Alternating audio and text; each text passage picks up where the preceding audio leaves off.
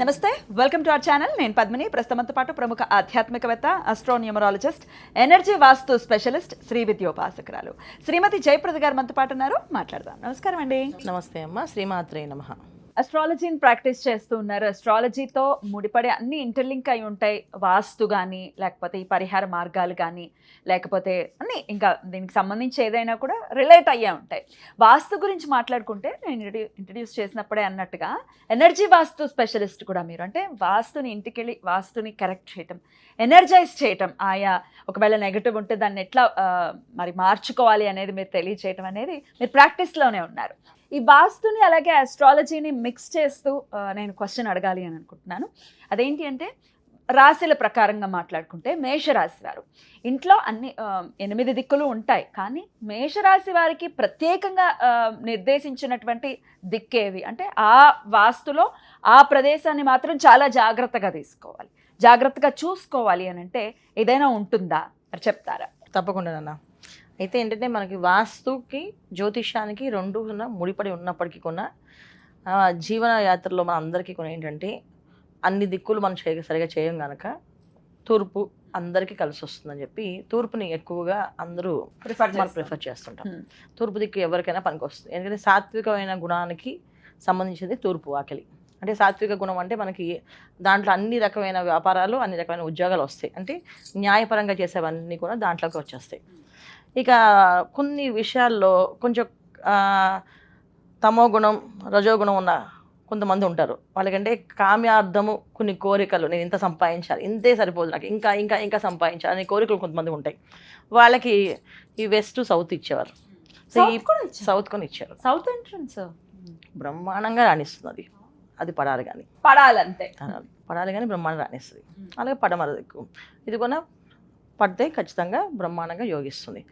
అయితే ఈ తూర్పు వాకిలి అలవాటు అయిపోయింది కనుక మనం ఎనర్జీ వాస్తులో ఇప్పుడు మీకు ఈ ఫేసింగ్ ఆ ఫేసింగ్ కాదండి అంటే అదేంటి మీరు శాస్త్రానికి కాకుండా ఏదో చెప్తున్నారు అని కన్ఫ్యూజ్ అయిపోతారు జనాలు. అందుకని సరే మీకు ఏ వాకిల్లో ఉంటున్నారో చెప్పండి. అప్పుడు నేనేం చేస్తానంటే ఇంట్లో వాళ్ళ ఏ భాగాన్ని జాగ్రత్తగా చూసుకోవాలో అని డివైడ్ చేశాను. ఇప్పుడు ఏంటంటే మనం ఇది మీకు ఈ వాకిలి పడదండి, ఈ వాకిలి పడుతుంది అంటే మేము ఇంతకుముందు ఈ వాకిల్లోనే బాగా పనులు వేసామండి, బ్రహ్మాండంగా రాణించిందండి, ఈ వాళ్ళు ఎందుకు మీరు చెప్తున్నారు అంటారు. ఇక్కడ ఏమవుతుందంటే అపార్ట్మెంట్స్ వచ్చేస్తున్న తర్వాత ఫ్లోర్లో ఒకే ఫ్లోర్లో తూర్పుకి ఉండొచ్చు, తూర్పు ఆగ్నేయం ఉండదు, తూర్పు ఈశాన్యం కూడా ఉంటాయి గుమ్మాలు. ఈ తూర్పు ఈశాన్యం, తూర్పు ఆగ్నేయం, తూర్పు వాకిలి అనేది ఎలా లెక్కేస్తామంటే ఒక భాగాన్ని తీసుకుని ఆ భాగంలో తీసుకుని లెక్కేస్తాం. కానీ ఇప్పుడు అపార్ట్మెంట్స్ అనమాట ఏముంది, ఏ గుమ్మానికి ఆ గుమ్మం లెక్కేసుకొని చెప్పి ఇప్పుడు మనకు ఉన్న స్థలం బట్టి మనం మార్చేసుకుంటున్నాం. మనం మార్చేసుకున్నంత మాత్రాన ఆ స్థలానికి ఉండే యోగం, ఆ స్థలానికి ఉండే చైతన్యం, ఎనర్జీస్ ఇవేమి మారవు. ఇవి మనతో పాటు క్యారీ అవుతాయి, అవి మనతో పాటు వస్తుంటాయి కదా. దీనివల్ల ఏంటంటే ఒకవేళ ఆ వాకిల్లో ఉండే ఏది ఎనర్జీస్ ఉన్నాయో వాళ్ళకి పడకపోతే ఖచ్చితంగా ఆ ప్రభావం కనిపిస్తుంటుంది. సో మనం చాలామంది ఏమనుకుంటారంటే ఈ అపార్ట్మెంటు ఒక 90 ఫ్లాట్లు అనుకోండి, 90 మందిలో 88 బాగానే ఉన్నారుగా, మనకే ఎందుకు వస్తుంది, ఇది ఇల్లు సమస్య కాదు, ఇది మన సమస్య అని వాళ్ళు వేసేసుకుంటున్నారు, ఇంటిని తీసి పక్కన పెడుతున్నారు. దీనివల్ల ఇంట్లో ఉండే దోషం అది ఖచ్చితంగా పనిచేస్తుంది. సో నెగిటివ్ పనిచేస్తుంది, పాజిటివ్ పనిచేస్తుంది. ఈ నెగిటివ్ ఎనర్జీ ఎప్పుడైతే ఉందో అది వాళ్ళు రోజుకి దిగజార్చేస్తూ ఉంటుంది. ఆ విషయం వాళ్ళకి తెలిసినప్పటికీ ఆల్మోస్ట్ అయిపోతుంది. ఆ తర్వాత వాళ్ళు ఒక్కసారి లేద్దామని కుదరదు.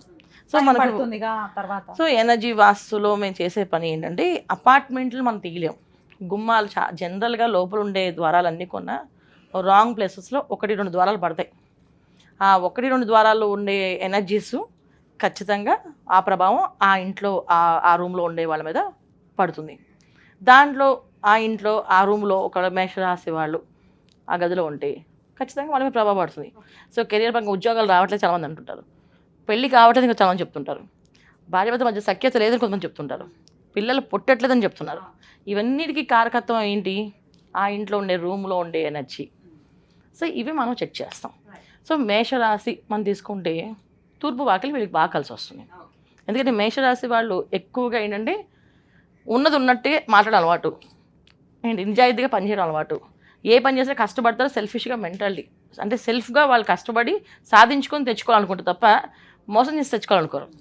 సో ఎదుటి వాళ్ళని మోసం చేసి బతకాలనుకోరు, కానీ నేను బతకాలి దానికి ఏ పనైనా చేయాలి.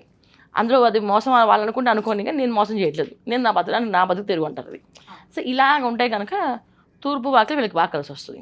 అయితే తూర్పు వాకిళ్ళే ఖచ్చితంగా అపార్ట్మెంట్లో ఉంటుందా అంటే, అపార్ట్మెంట్లో ఒక ల్యాండ్ తీసుకుంటే ఒక లైన్ తీసుకున్నాం అనుకోండి, ఆ ల్యాండ్లో ఒక లైన్లో తూర్పు వాకిలు ఎన్ని ఉంటాయి? సో అన్నీ ఉంటాయి. దీంట్లో వీళ్ళది ఎన్నో వాకిలు అయింది, దాన్ని బట్టి 4 ఉన్నాయి అనుకోండి, వీళ్ళది ఒక 2ోది అయింది అనుకోండి, అప్పుడు అది ఆగ్నేయం పడవచ్చు, ఈశాన్యం పడవచ్చు, రెండు చూసుకోవాలి. కరెక్ట్గా తూర్పుకి రావచ్చు. ఇప్పుడు డిగ్రీస్ వైజ్ మనం చెక్ చేసుకొని చూసుకొని దాన్ని ఆ ఫార్మేట్ని ఎనర్జీ చేస్తాం. దాన్ని మనం డోర్ తీసేయం, డోర్ని ఏమీ పెట్టాం, కొత్త డోర్లు ఏమి పెట్టాం. దాన్ని ఇక్కడ ఆ ఎనర్జీ ఎంత దెబ్బతిందో ఎంత డిగ్రీస్ వరకు చేయాలో దాన్ని మాడిఫై చేస్తాం. సో సింపుల్గా మాడిఫై చేస్తే ఆ ప్లేస్ ఖాళీ అవుతుంది వాళ్ళకి. సో తూర్పు వాకిలి వచ్చింది, తూర్పు వాకిల్లో వాళ్ళు సోఫాకి తూర్పు గోడకి గట్టిగా వేశారు, దాన్ని కొంచెం జరిపేస్తాం. కొంచెం ఒక 2-3 ఇంచులు జరిపేయండి, ఫ్రీ ఎనర్జీస్ అక్కడి నుంచి పాజిటివ్ ఎనర్జీ లోపలికి వస్తుంది. ఎందుకంటే తూర్పు వాకిలి నుంచి ఆనుకుంటున్న కిచెన్ ఆగ్నేయంలో ఉంటుంది. సో మేషరాశి వాళ్ళకి ఆగ్నేయం చాలా ఇంపార్టెంట్, ఎందుకంటే అగ్నితత్వ రాశి కదా. సో అగ్ని దేవుడు ఉండేది ఎక్కడ? మనకి వంటింట్లో, ఆగ్నేయంలో. సో అగ్నిదేవుని చాలా జాగ్రత్తగా బాధ్యతగా చూసుకోవాలంటే ఆ ప్లేస్ ఆ ప్రదేశం అంతా శుభ్రంగా ఉండాలి. ఇప్పుడు శుభ్రత అని చెప్పి వంటలు చేయడం మానేశారు అనుకోండి, కిచెన్లో చాలా వరకు ఈ కిచెన్ ఎవరు క్లీన్ చేస్తారు, ప్లాట్ఫామ్ ఎవరు క్లీన్ చేస్తారని చెప్పి కొంతమంది వంటలు చేయట్లేదు. సో మన ఒక ఆవిడ అది కిచెన్ అండి అని చెప్పేసి ఇది లోపల కిచెన్ అని చూపించారు, ఇది కిచెను మరి అదొక కిచెన్ అంటే ఇది వంట చేస్తే పాడైపోద్ది కదండి ఇక్కడ అంతా, అందుకని జస్ట్ ఇది కిచెన్ చూడడానికి, వంట అంతా అక్కడ అవతలని ఒక మన వాష్ ఏరియా ఏదైతే పెడతామో ఆ ఏరియాని వాళ్ళు వంటలు చేసుకున్నారు, అక్కడ వంట చేస్తుందని. ఎందుకమ్మా అలాగా అంటే జనరల్గా వంట మనిషి వంట చేస్తుంది కనుక ఆ వంట మనిషి కిచెన్లో చేయకపోవడం ఇష్టం లేదు, అందుకే అక్కడ చేపిస్తున్నాం. ఒక విధంగా మంచిదే, అంటే ఇంటి యజమానురాలు ఆగ్నేయాన్ని హ్యాండ్ ఓవర్ చేసుకొని ఆగ్నేయాన్ని శుభ్రంగా చూసుకోవాలి. ఆగ్నేయంలో వంట ఆవిడే చేయాలి, వేరే వాళ్ళకి ఇవ్వకూడదు. ఆగ్నేయం అనేది ధనస్థానం చెప్పాలంటే, ఆ ధనస్థానానికి ధనాధిపతి ఎవరైతే ఉన్నారో అది యజమానురాలే ఉంటుంది.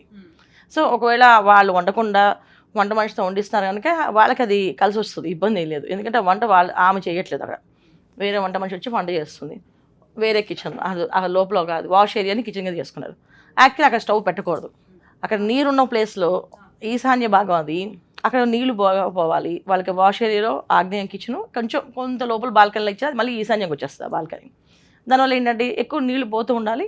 సో అక్కడ ఏదైనా తేలికైన వస్తువులు ఉండాలి, మళ్ళీ అక్కడ మంట పెట్టి మళ్ళీ వంట చేయకూడదు. దానివల్ల ఏంటంటే వాళ్ళకి లాసెస్ నడుస్తున్నాయి. ఏ బిజినెస్ చేస్తున్నా వాళ్ళ ఆయన బాగా లాస్. ఎందుకు లాస్ వస్తుందో అర్థం కావట్లేదు. కోట్ల రూపాయల్లో తీసుకొస్తున్నారు, లక్షల్లో పెట్టుబడి పెడుతున్నాము, అయినా సరే అపార్ట్మెంట్ అండి ఇప్పుడు మీరు చెప్పింది. అందుకే నెక్స్ట్ దానికి కంటిన్యూ అవుతోంది కాబట్టి ఈశాన్యంకి వస్తుంది అని చెప్తున్నారు, అంతేనా? అంతే. అపార్ట్మెంట్లో మనకి ఆగ్నేయంలో కిచెను వాష్ ఏరియాస్ ఇస్తారు కదా, అంటే మనం ఏ భాగానికి ఆ భాగం తీసుకోవాలి. ఇక్కడ మన ఇండిపెండెంట్ హౌస్ అంటే మనం కరెక్ట్గా లెక్క వేసుకొని కట్టుకుంటాం. ఇప్పుడు అపార్ట్మెంట్లో ఏమవుద్ది, వాష్ ఏరియా ఖచ్చితంగా వస్తాయి. ఆగ్నేయంలో కిచెన్ వచ్చినప్పుడు వాష్ ఏరియా ఈశాన్యం కానీ లేదా ఆగ్నేయ కొంతమందికి వాష్ ఏరియా ఉంటుంది, అక్కడ కూడా అది కూడా దోషమే. చాలా వరకు ఏంటంటే ఆగ్నేయం కిచెను ఆగ్నేయంలోనే వాష్ ఏరియా, అంటే నీళ్ళు పోకూడదు అక్కడ అసలు, కానీ వీళ్ళు అక్కడ కడుగుతూ తుడుస్తూ ఉంటే కూడా అది ప్రాబ్లమే. సో 2 రకమైన ప్రాబ్లమ్స్ ఉన్నాయి. కొంతమంది ఈశాన్యం బాగా అంటే ఏంటంటే లోపలికి వచ్చిన తర్వాత తూర్పు వాకిల్ లోపల కిచెన్ దాని ఎక్స్టెన్షన్ లోపల మళ్ళీ ఇటు ఇస్తారు, ఇది కూడా ప్రాబ్లం. సో ఇలాంటి దోషాలు ఉన్న చోట మనం దాన్ని మాడిఫై చేస్తాం. సో మేషరాశి వారు ఎటువంటి పరిస్థితుల్లో వంటిల్ని చాలా జాగ్రత్తగా తీసుకోవాలి. ఎటువంటి పరిస్థితుల్లో కొన్ని వంటిళ్ళు చూస్తుంటాం, చాలా భయం వేస్తుంది. అయ్యి బాబోయ్, అంటే వంటిల్లు అంటే మన ఆరోగ్యం అంతా కూడా అక్కడ ఆధారపడి ఉంటుంది. అక్కడ చేసే మనం ఎంత పవిత్రంగా ప్రదేశాన్ని చూసుకుంటే అంత బాగుంటుంది. పైగా వీరికి ధనస్థానం అని చెప్తున్నారు, ధనాన్ని ఇచ్చేటటువంటి ప్రదేశం. ఓకే, సో డెఫినెట్గా కేర్ తీసుకోవాలి, నీట్గా ఉండాలి. అన్నిటికంటే ముఖ్యమైనది ఏంటంటే స్నానం చేసి స్టవ్ అంటించాలి. ఎందుకంటే దీపం వెలిగించే ప్లేస్ అది. అంటే అగ్నితత్వమైన రాసి ఇంటి యజమానురాలు దీపం మొదట వెలిగించేది ఎక్కడంటే తిన్నగా దేవుడు కదా, సానిస్ వచ్చి వెంటనే వంటింట్లో వెళ్ళి పాలు పెట్టడమో పాలు కాచడమో కాఫీ కలపడమో చేస్తారు కదా. సో వీళ్ళు ముందు మొదటిగా స్నానం చేయాలి, స్నానం చేసి స్టవ్ ముట్టుకోవాలి ఈ మేషరాశి వాళ్ళు ఖచ్చితంగా. ఇది వీళ్ళు ముఖ్యంగా పాటించవలసింది. కుదరట్లేదు, మాకు టైం అయిపోతుంది, ఇవన్నీ 2 చెంబులు నీళ్ళు పోసుకోవడం పెద్ద కష్టం కాదన్న. ఒకప్పుడైతే నిజంగా మీరు అన్నట్టు నూతులో నీళ్ళు తెచ్చుకోవాలి, ఎక్కడో బాత్రూమ్లు ఉండేవి, బాత్రూమ్కి వెళ్ళాలి. ఇవాళ అపార్ట్మెంటు షవర్స్ ఉన్నాయి, ఏంటి చాలా ఈజీ వాళ్ళకి, ఏదో దానికి ఏదో ప్రత్యేకంగా స్నానం చేయాలని టైం అనేది మన మైండ్ సెట్ తప్ప ఇక్కడ ఏం పని లేదు. జస్ట్ 2 నిమిషాలు వెళ్ళి షవర్ ఇప్పితే ఆటోమేటిక్గా అవే నీళ్ళు పడతాయి. ఒక 2 చెంబులు పోసుకుని తర్వాత మళ్ళీ కావాలి మీరు ప్రశాంతంగా తీరిగ్గా స్నానం చేసుకోండి, కూర్చొని ఒక గంట సేపు చేసుకుని ఏమి ఇబ్బంది లేదు. కానీ మొదటి 2 చెంబులు నీళ్ళు పోసేసుకుంటే మనం ఏదైతే మంచం మీద పడుకుని లేస్తామో, నిద్ర అవస్థ నుంచి లేస్తామో అది శవావస్థ అంటాం. సో ఆ శవావస్థని దాన్ని శుభ్రం చేసుకోవాలి. ఇప్పుడు మనం ఎవరైనా చనిపోతేనే వెళితేనే స్నానం చేస్తాం, వింటేనే స్నానం చేస్తాం. ఇలా అని ఉన్నప్పుడు మనం పడుకుని లేచినప్పుడు అంటే ఒక శవయాత్ర నుంచి మళ్ళీ యాత్రలా మన జీవితానికి వచ్చినప్పుడు ఖచ్చితంగా స్నానం చేయాలి. ఇది సాంసారిక జీవితంలో ఉన్నారు, మరి గృహస్థులై ఉన్నారు, స్నానం చేయకుండా రాత్రి పడుకొని ఉంటారు, మరి స్నానం చేయకుండా అంటే జనరల్గా దానికి కొంతమంది ఈ మధ్యన తెలుసుకొని చాగంటి వారు చెప్పిన మాటలు విని, మన గరికపాటి వారు చెప్పిన మాటలు విని కాస్త స్నానాలు చేస్తున్నారు. కొంతమంది ఏంటంటే అసలు మాకు అది ఇప్పుడేమి లేవండి, సో అందుకే నేను నా రూమ్ వేరు ఆయన రూమ్ వేరు, నేను స్నానం చేయాలంటారు. అందుకని నేను దీనికి దాని సంబంధం లేదు, మన నిద్ర పడుకొని లేచామంటే స్నానం చేయాలి. ఏమిటో పోకలు, నా రూమ్ వేరు ఆయన రూమ్ వేరు ఉన్నాయిరా. ఇప్పుడు చాలా అంటే నేను రెగ్యులర్గా విజిట్స్కి వెళ్ళడము చూడడం చేస్తున్నప్పుడు మాట్లాడుతుంటాం కదా, వాళ్ళు చెప్పే మాటలు విన్నప్పుడు నేను కొంత షాక్లో ఉండి మళ్ళీ తేరుకుంటూ ఉంటా. సరే ఇది ఈ రోజుల్లో ఇవి కామన్ అయిపోయింది. ఒకప్పుడు అంటే విడ్డూరంగా వినేవాళ్ళు, అమ్మ ఇదేమిటి అని చెప్పేసి. ఇప్పుడు అది అలవాటు అయిపోయింది, కామన్ అయిపోయింది. అంటే ప్రైవసీ అనే పేరుతో వాళ్ళు ఏ పనులు చేస్తున్నారో పాపం వాళ్ళు తెలియట్లేదు. సరే అవన్నీ తర్వాత విషయం అనుకో, మనకి తెలిసిన విషయం మాత్రం ఖచ్చితంగా స్నానం చేసి దీపారాధన చేసేటట్టుగా దేవుళ్ళు వెలిగించే దీపం కంటే వంటింట్లో వెలిగించే దీపమే చాలా ముఖ్యం వీళ్ళకి. అద్భుతం అండి, చాలా చక్కగా వివరించారు. ఇక నెక్స్ట్ వీడియోలో వృషభ రాశి వారు, మరి వీరు వారి ఇంట్లో ఏ దిక్కులో చాలా జాగ్రత్తను వహించాలి అనేది నెక్స్ట్ వీడియోలో తెలుసుకుందాం. థ్యాంక్ యూ అండి, నమస్తే. నమస్తే అమ్మ, శ్రీమాత్రే నమః.